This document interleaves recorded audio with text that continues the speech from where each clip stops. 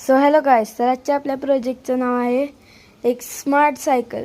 तर आपण आज बघणार आहोत की एका साध्या सायकलला एका इलेक्ट्रिक म्हणजे स्मार्ट सायकलमध्ये कसं कन्वर्ट करायचं.